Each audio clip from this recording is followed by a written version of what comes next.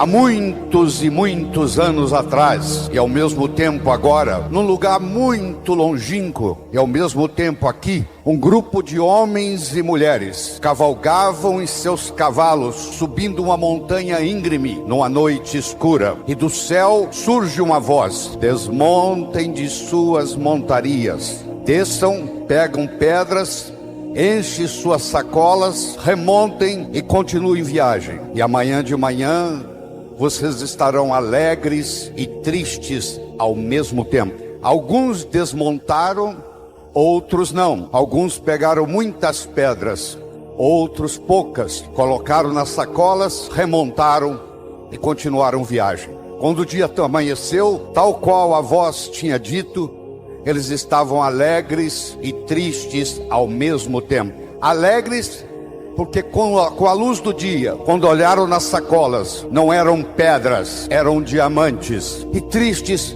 por que eu não peguei mais? Eu espero que quando nós terminarmos essa apresentação, você fique alegre e triste. Alegre por estar levando alguns diamantes para casa, que eu apenas sou o veículo disso. E triste, por que não pegou mais? Nunca deixe aquilo que você não pode fazer atrapalhar aquilo que você pode fazer. Nós começamos a morrer quando as nossas recordações começam a ficar mais fortes que as nossas aspirações. Quando a pessoa começa a conjugar o verbo no passado, eu fiz, eu era, você sabe que essa pessoa começou a dar Deus para a vida. Então quando você renova a sua esperança, você percebe que você pode ter novas metas, novos sonhos. Eu tenho aqui um desafio para você que está nos escutando. Eu gostaria que você agora pensasse nas 3 coisas mais importantes que aconteceu na sua vida até hoje. Desde o dia que você nasceu até hoje. Quais foram as 3 coisas marcantes, boas na sua vida? Teilhard de Chardin, o teólogo jesuíta francês, dizia que o seguinte: nós não somos seres humanos tendo uma experiência espiritual. Somos sim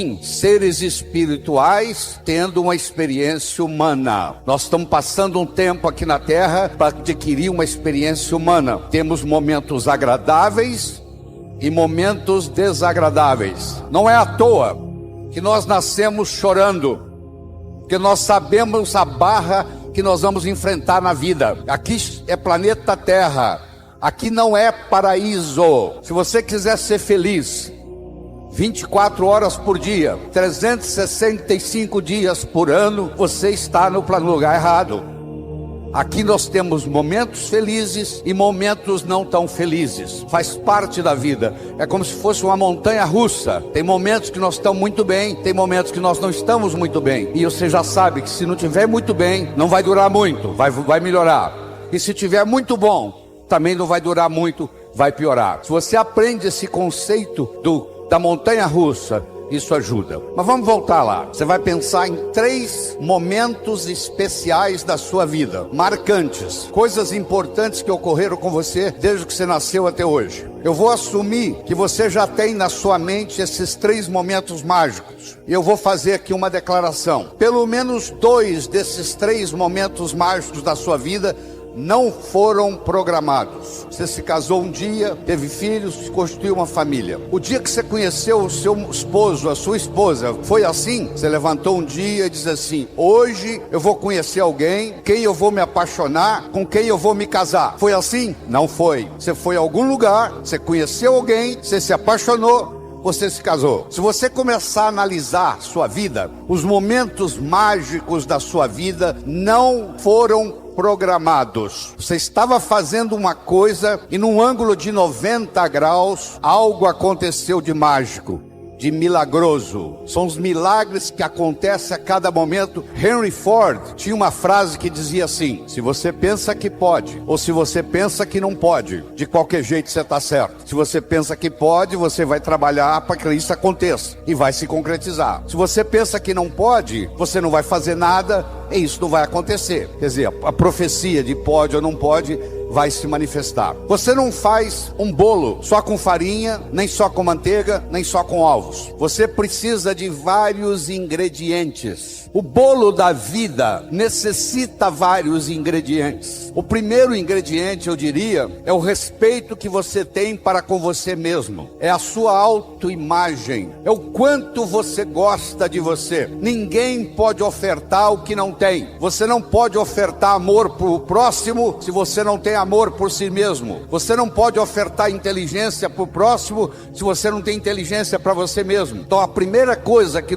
Deus quer da gente é que nós tenhamos o amor próprio, que a gente se respeite no mundo. Isso chama-se autoestima, isso chama-se autoimagem. E eu tenho uma boa notícia para você: autoestima e autoimagem não é feito de cimento, não é feito de aço, é feito de linguagem. Ninguém está condenado a ser quem sempre foi. Nós somos os únicos animais no planeta Terra que temos a habilidade de transcender. Transcender significa começar de novo. Não interessa o que aconteceu na sua infância, não interessa o sofrimento que você teve até hoje. O seu passado foi uma necessidade para você chegar até aqui. O seu futuro é uma possibilidade para você ir onde você quiser ir. Mas se você não se conscientizar disso, o seu futuro vai ser nada mais, nada menos do que uma repetição dos padrões do seu passado. Quais são os padrões existentes na sua família que você gostaria de se livrar deles? Porque a sua família, como a de qualquer outro, não é perfeita. O indivíduo, para ser médico, precisa fazer medicina. O indivíduo, para ser advogado, precisa fazer direito e fazer o exame da OAB. Para você ser pai e ser mãe, você só tem que fazer uma coisa: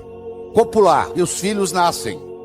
Então os pais, 99,99, não estão preparados para ser pai e mãe. Vão aprendendo com o erro dos filhos. Os seus pais erraram com você, os pais deles erraram com eles. Você errou com seus filhos vão errar com seus netos. Isso faz parte da vida. Não precisa ficar com sentimento de culpa disso não. A gente vai aprendendo com os erros. O segundo ingrediente do bolo da vida é a comunicação. Na era da agricultura, mandava no mundo quem tinha terra. Eram os coronéis e era vitalício, valia para a vida inteira. Na era industrial, passou a mandar no mundo quem tinha capital, quem tinha dinheiro. Meus amigos, a moeda mudou e muita gente não se deu conta disso ainda. A moeda hoje chama-se conhecimento. Você é rico ou você é pobre em conhecimento. Mas conhecimento só tem validade quando aplicado, quando passado de um cérebro para outro. E a passagem do conhecimento de um cérebro para outro se faz através do diálogo, se faz através da comunicação. Portanto, jovens que estão aqui nos assistindo, comunicação se tornou essencial, tanto no sucesso pessoal quanto no sucesso profissional. E faz parte da natureza do espírito humano evoluir. Galgou uma montanha, que procura uma montanha mais alta. E vocês jovens vão ver isso na vida.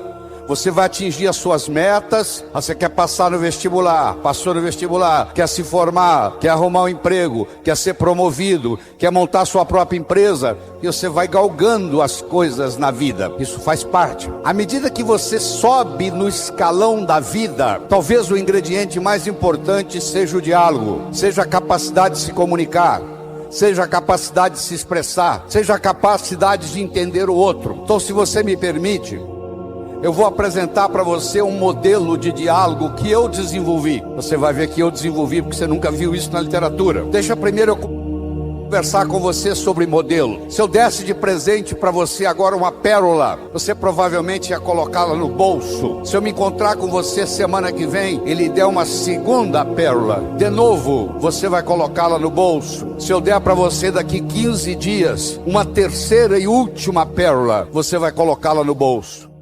Se eu me encontrar com você daqui 6 meses e perguntar: onde estão as pérolas que eu lhe dei? Você vai responder mais ou menos assim: a primeira eu coloquei no criado mudo, a pessoa que arruma lá em casa não percebeu, jogou no lixo. A segunda eu esqueci no bolso da calça, a calça foi para a lavanderia e a pérola não voltou. E a terceira, eu guardei tão bem guardado que eu acabei escondendo de mim mesmo. Você já escondeu alguma coisa de você mesmo? Você guardou tão bem guardado que você não sabe onde está? Isso acontece com a gente. Se ao invés de eu lhe dar as pérolas, eu lhe desse um fio de nylon e orientasse você para colocar as pérolas no fio de nylon e fizesse um colar e colocasse o colar no pescoço, e eu me encontrasse com você daqui 6 meses e perguntasse: onde é que estão as pérolas que eu lhe dei? Você ia responder: estão aqui, eu fiz delas um colar. Meus amigos, as pérolas são ideias. O cemitério está cheio de gente que teve boas ideias, ou não concretizaram-se, ou pior, estragaram a vida da pessoa. Você não sabe o que uma boa ideia pode estragar uma família. Uma boa ideia pode estragar uma empresa. Porque mais importante do que a ideia é o modelo para segurar a ideia. Se você conhecer um indivíduo que tem um bom modelo empresarial, se ele mora em Aparecida do Norte, se ele mora em São Paulo, se ele mora em Tóquio, se ele mora em Nova York, se ele mora em Sydney, na Austrália, ele vai se dar bem, empresarialmente falando, porque ele tem um modelo. Então vamos montar um modelo de diálogo.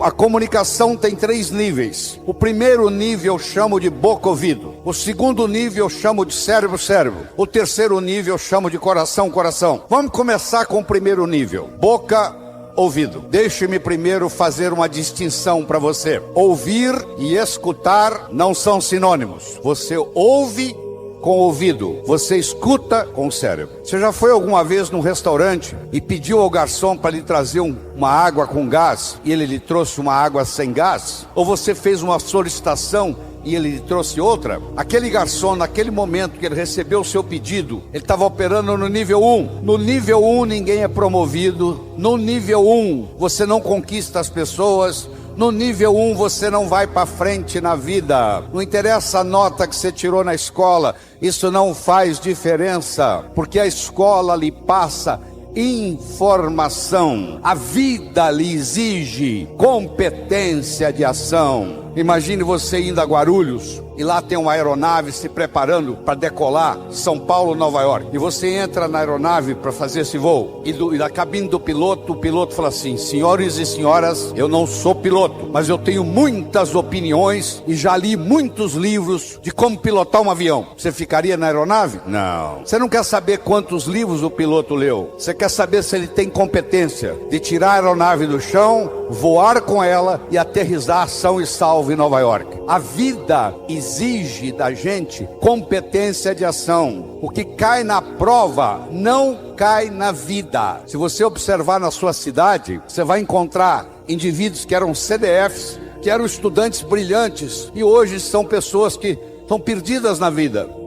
E você vai encontrar também pessoas que eram estudantes medíocres e hoje são excelentes empresários, estão contribuindo para o bem-estar da comunidade. Por que isso? Porque esses segundos, eles sabem dialogar com o mundo, eles sabem dialogar com a sociedade, eles aprenderam, talvez até intuitivamente, o poder da comunicação. Deixa eu primeiro fazer uma afirmação. Nós só chegamos ao coração das pessoas passando pelo cérebro. Não tem outro caminho. É fácil você gostar de quem você gosta. Eu quero ver você gostar de quem você não gosta. Quando você está operando no diálogo nível 1, não acontece nada. É o pai que está dando um sermão para o filho e entra num ouvido e sai no outro. E o pai não percebe que ele vem falando isso há 5 anos e não funcionou nada. Pelo contrário, o filho até ficou rebelde de escutar o pai falar aquilo. E o pai não se dá conta que aquilo não é diálogo, que é um monólogo que ele está falando para o vento. Porque está entrando no ouvido e saindo no outro. O melhor modo de você educar seu filho não é com sermão. Isso não é diálogo, isso é monólogo. O melhor modo de você educar seu filho é com exemplo, dando exemplos. Aí a água mole em pedra dura, tanto bate até que fura. Eu vou fazer a vitrine da minha loja, não de acordo com o meu gosto, de acordo com o gosto do cliente que eu quero atrair. Ah, mas eu tenho uma loja,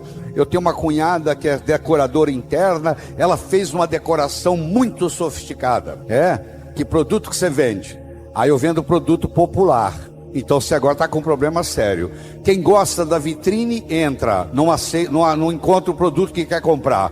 Porque quem gostou da vitrine sofisticada quer comprar produto sofisticado. E quem compraria o seu produto? Olha na vitrine, não tem coragem de entrar. Pronto, aquela vitrine tão bem organizada que a sua cunhada fez, porque é decoradora interna, está atrapalhando o seu negócio. No diálogo, na comunicação, nós temos que modificar um pouquinho aquela frase que você conhece, que não é da Bíblia, tá? A frase é assim: faça aos outros o que você gostaria que fosse feito a você. A verdade não é bem essa. Faça aos outros o que os outros gostariam que fosse feito a eles. Se eu convidar você para jantar na minha casa em São Paulo, eu não vou lhe servir o meu prato favorito. Pode ser que você nem coma. Eu vou perguntar o que você gosta. Se eu quero agradar alguém num processo de diálogo, eu tenho que ver o que a outra pessoa quer ouvir. Eu vou começar por ali, e não o que eu quero passar. Quero que você entenda isso. Faça aos outros o que os outros gostariam que fosse feito a eles. Deixa eu contar para você uma pequena história. Eu conheci um senhor em São Paulo, um empresário muito bem sucedido, que me contou assim: doutor Laí, eu tenho um irmão gêmeo, único, univitelino, idêntico, igualzinho a mim. Eu nasci em Campina Grande, na Paraíba. Aos 14 anos eu me desentendi com a minha família, briguei com meu pai, briguei com a minha mãe, briguei com meu irmão, pulei na carroceria de um caminhão e fui para São Paulo. Eu fiquei 25 anos sem se comunicar com a minha família. E aqui em São Paulo eu ganhei dinheiro, virei empresário e tal. 25 anos depois eu ligo para casa. Eu fico sabendo que o meu pai já tinha morrido, que a minha mãe já tinha morrido e que sobrava esse meu irmão. Eu então resolvi dar um presente para o meu irmão, trazê-lo a São Paulo, com ele e a mulher, para me conhecer, para conhecer os meus filhos, para conhecer os sobrinhos, e conhecer a família. Ele não quis vir de avião, eu mandei a passagem de ônibus. Eu fui buscá-lo na rodoviária e, para surpreendê-lo, eu organizei uma festa numa pizzaria, porque eu adoro pizza. E quando o meu irmão entrou na pizzaria, ele começou a passar mal, porque ele tinha nojo de pizza. Olha que interessante. Como esse empresário adora pizza e ele queria agradar o irmão, ele achou a coisa mais lógica fazer uma festa numa pizzaria. Só que ele esqueceu de perguntar para o irmão se o irmão gostava de pizza. E aconteceu que o irmão não gostava, não tolerava pizza. Isso exemplifica o que está acontecendo com a gente. Eu quero mostrar o meu ponto de vista para você, mas eu não me preocupo como que você vai receber esse ponto de vista. Aí sabe o que acontece? A natureza colocou um ouvido no mesmo nível do outro. Entra num ouvido e sai no outro. Aí não deixa de ser diálogo, passa a ser monólogo, porque não tem repercussão. Para esse diálogo se ocorrer, primeiro eu tenho que ter uma mensagem forte. Você só vai continuar me escutando se você estiver gostando da mensagem. Eu tenho que ter algo para poder passar para você. Essa é a mensagem. Segundo, nós temos que conversar de uma forma metafórica. Como é que Jesus ensinava? Jesus ensinava contando histórias. Como é que eu vou ensinar para um sapo que nunca saiu da lagoa como é que é a onda do mar? Imagine esse problema. Como é que Jesus ia ensinar como é o mundo espiritual para quem está na terra? Sabe o que ele fazia? Ele fazia de uma forma metafórica. Ele contava parábolas, ele contava histórias. Quando eu lhe conto uma história, você não pode dizer que você não concorda com ela. Eu estou lhe contando uma história. E dentro da história, eu coloco a ideia que eu quero passar para você. Era uma vez um navio que carregava ouro. E de repente o motor desse navio enguiçou. E o dono do navio disse: para. Traga aqui o melhor mecânico da região. Eles trouxeram. Ele trabalhou um dia inteiro, não conseguiu consertar o motor. Ele disse: para. Traga aqui o melhor engenheiro mecânico do país mais próximo. Eles trouxeram. Ele trabalhou 2 dias, não conseguiu consertar o navio. Ele disse: para. Traga aqui de onde estiver, de helicóptero, quem montou essa máquina desse navio. E eles procuraram, encontraram e trouxeram ele e um assistente. E eles desceram no navio de helicóptero, foram até a casa de máquinas, escutaram o barulho da tubulação, tocaram nos tubos e tinha uma válvulazinha vermelha num canto. E ele perguntou para o assistente dele: você tem um martelo? Tem, me empresta. Ele foi lá e pim, ligue. Eles ligaram, tudo funcionou às mil maravilhas. Os 3 indivíduos que trabalharam, o primeiro que trabalhou um dia, o segundo que trabalhou 2 dias e esse que deu a martelada na válvula, mandaram as suas respectivas contas. Quem trabalhou um dia mandou uma conta de $100. Quem trabalhou 2 dias mandou uma conta de $400, $200 por dia, porque ele havia trabalhado 2 dias e ele era mais sofisticado do que o outro. E quem deu a martelada mandou uma conta de $10.000. O dono do navio falou: eu vou pagar, porque ele consertou o meu navio, mas eu só pago com uma condição: que ele mostre como é que ele chegou à conclusão de me cobrar $10.000. E ele mandou um bilhete pro dono do navio: para dar a martelada, $1. Para saber onde bater com o martelo, 9.999. Olha que interessante. Você imagine que nós estamos almoçando e eu conto essa história para você. Aí nós estamos num diálogo, almoçando. Aí você vai para seu escritório comigo e você está pensando em me contratar para ser seu consultor na sua empresa. E você pergunta assim: doutor Laí, qual é a sua remuneração? E eu falo um preço elevado. Ao invés dele você falar é caro, você vai pensar assim: esse cara sabe onde bater com o martelo. Eu preparei o seu cérebro para escutar o meu diálogo com você. Através de quê? Através de uma história, através de uma metáfora. A pessoa que sabe dialogar, ela conversa metaforicamente. O político que ganha a eleição é um contador de histórias. O padre que faz o sermão que agrada a todos é um contador de história. Porque quando você está contando uma história, a mente crítica baixa.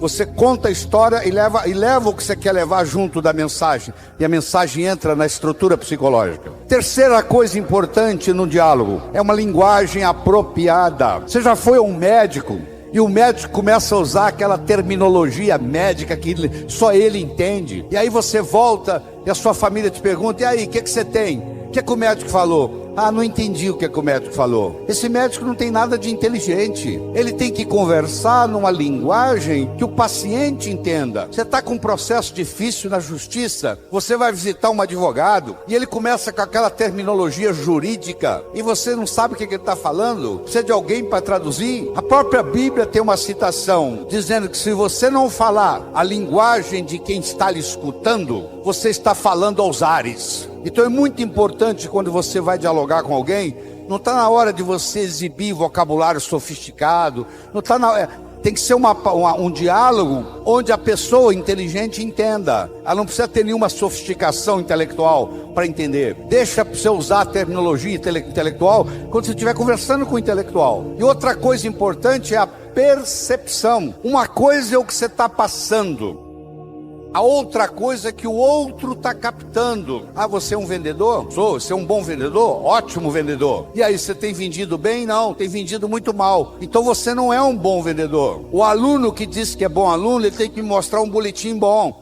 Eu não conheço bom aluno com boletim ruim. O mínimo que você tem que me mostrar como bom aluno são boas notas no boletim. Isso lhe caracteriza como bom aluno. Se você é vendedor e você não está vendendo o que você gostaria de vender, você vai me desculpar, a tecnologia, a abordagem que você está usando de vendas está sendo inadequada. Talvez a sua linguagem não está sendo apropriada, talvez a sua mensagem não está sendo forte o bastante, talvez você não esteja fazendo uso dos recursos da metáfora, das histórias. Semana passada teve um cliente aqui e eu falei para ele o seguinte: aí você pode falar o que você quiser, você está falando, você está contando para esse cliente que está na sua frente o que você fez com o cliente da semana passada, o que você falou para ele. Mas na realidade você está falando para esse escutar, mas você usou o artifício metafórico de que você está falando para o outro. E quando você trabalha esse fenômeno do diálogo desse jeito, quando você termina, a pessoa se sente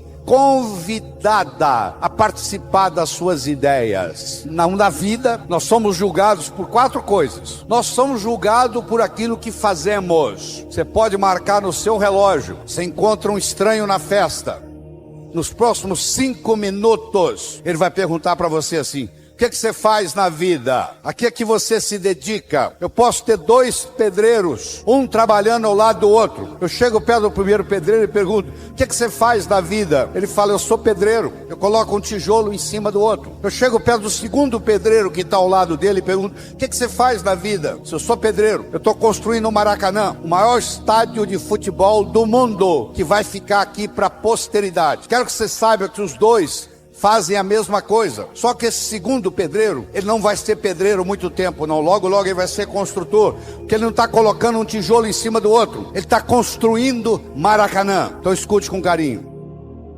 Quando alguém lhe pergunta: O que você faz na vida, você tem que responder de um modo que agregue valor à sua contribuição para o mundo. Você lembra? Quando eu comecei a minha entrevista aqui na televisão, eu disse, a minha missão de vida é transformar as pessoas de uma forma alegre e poderosa, com amor e sabedoria. O que você faz da vida, Lair? Eu transformo as pessoas de uma forma alegre e poderosa, com amor e sabedoria. Isso é diferente de dar palestra. Isso agrega valor. Então, você quer melhorar seu poder de diálogo? Você tem que definir a sua contribuição no universo de uma forma que agregue valor. Segundo, você é julgado pela sua aparência. Não é estar bem vestido, não. Estar adequadamente vestido para a ocasião. Você não quer ir num médico que está de camiseta. Você quer ir num médico que esteja de branco, de preferência com estetoscópio no pescoço. E você chega lá, ele tem um arquétipo do branco. Se você pensa nos anjos, eles se vestem de branco. Se você pensa nos profetas, eles se vestem de branco. Se você pensa nos santos, a maioria se veste de branco. O branco tem um arquétipo de cura. Quando você está de frente de um médico que está todo de branco, só de você olhar o médico você já começa a melhorar antes dele receitar qualquer coisa, antes dele examinar você. É uma pena que os médicos não entendam a força do arquétipo branco no processo de cura. Terceiro, você é julgado pelo que você diz. Enquanto você não disse nada, ninguém sabe se você é inteligente ou deixa de ser. No momento que você falou e falou besteira, não tem jeito de você voltar atrás. Uma palavra falada, uma flecha lançada, uma oportunidade perdida, não tem jeito de voltar atrás. Então muitas vezes você tem que morder a língua, porque uma vez que você falou uma coisa inadequada, você não tem jeito de trazê-la de volta. E finalmente ser julgado, não só pelo que você diz, mas como você diz o que você diz. Eu poderia trazer alguém aqui que falasse exatamente o que eu estou falando. A apresentação poderia ser muito melhor ou muito pior, porque não é só o que eu estou falando que conta, é como eu estou falando o que eu estou falando. Eu não sei se você conhece uma frase que diz assim: o cantor é mais importante do que a canção. Se você tem um cantor favorito e ele canta uma música que toca o seu coração, aquela mesma música, aquela mesma canção cantada por um cantor que você não gosta, vai ter um impacto diferente. E nessa parte do diálogo, de como dizemos o que dizemos, vem o modelo que eu estou discutindo com você, que tem um nível 1, que não acontece nada, que você está perdendo tempo, que é o boca-ouvido. É o que você pede o garçom uma água com gás, ele traz uma água sem gás, porque entrou num ouvido e saiu no outro. Quando ele chega lá na cozinha, ele já não sabe o que ele vai trazer. E muitas pessoas trabalham nesse nível e não vão para frente na vida, porque comunicação é essencial. Hoje, se você tirar a comunicação do mundo, você destrói o mundo, porque a informação só tem validade quando ela passa de um cérebro para outro, e ela, para passar de um cérebro para outro, tem que ter algum tipo de diálogo, senão não tem jeito. Eu disse para você que o bolo da vida tem vários ingredientes. Nós começamos falando da autoestima, estamos falando da comunicação, do diálogo. Deixa eu tocar um pouquinho nos outros. Outra coisa importante para você jovem que está nos assistindo, e é jovem de qualquer idade, juventude é uma coisa que você decide. O que eu vou fazer na vida está para frente ainda, já fiz muita coisa, mas o que eu vou fazer muito mais ainda está pela frente. Quando eu mantenho esse foco no que eu vou fazer, o meu organismo não envelhece, ele mantém a energia da juventude. Então, estabelecer metas. Todos vocês conhecem o conceito de uma ampulheta, não conhece? Você já pegou uma ampulheta na mão? Aquele reloginho de areia? Vamos imaginar uma ampulheta. A ampulheta tem a areia que ainda não caiu, a areia que está caindo e a areia que já caiu. A areia que ainda não caiu é o futuro, a areia que está caindo é o presente, e a areia que já caiu é o passado. Deixa eu focar um pouquinho no presente. Sabe por que o presente chama presente? Você já parou para pensar por que o presente chama presente? Porque é um presente de Deus, eterno. Não interessa onde você estiver, é aqui. Não interessa que hora for, é agora. Você já viu que a sua vida é um eterno aqui e agora? Aqui e agora. Esse aqui e agora é o nosso presente. É nesse momento que você vive a vida. Se você não consegue ficar no aqui e agora, é como um gato que passa por um telhado de zinco quente. Só sente o calorzinho da vida. E tem gente que está assim, está dominado pela tecnologia. É o relógio, é o celular tocando, a pessoa não vive mais o momento. E depois reclama que está ficando doente, que está esgotado, que não dorme direito. Ele não consegue viver mais o momento, ele não consegue viver mais o aqui e agora. Mas vamos voltar na nossa ampulheta. A areia que ainda não caiu é o futuro, a areia que está caindo é o presente, a areia que já caiu é o passado. Você aprendeu, e é verdade que você aprendeu, que o passado cria o presente cria o futuro. Isso é verdade, verdadeiro. Mas Einstein, a não linearidade do tempo. O tempo não é linear. Então eu vou provar para você agora, nessa conversa aqui, que o futuro cria o presente também. E o presente recria o passado. Se você comprar na segunda-feira uma viagem de volta ao mundo para daqui um mês, eu lhe garanto que a segunda-feira já começa a ficar mais interessante. Faltam 30 dias, 29, 28, 27, 26, 25 para a viagem. Você já escutou um ditado que diz assim? Muitas vezes a antecipação da festa é melhor do que a festa propriamente dita. Lembra aquela ceia de Natal que você preparou na sua casa com todo carinho, que você levou meses preparando, e na hora da ceia os dois cunhados começaram a discutir e estragou a noite? A antecipação daquela ceia foi muito melhor do que a ceia. Às vezes a antecipação é mais interessante do que o fenômeno em si, não é verdade? O que acontece?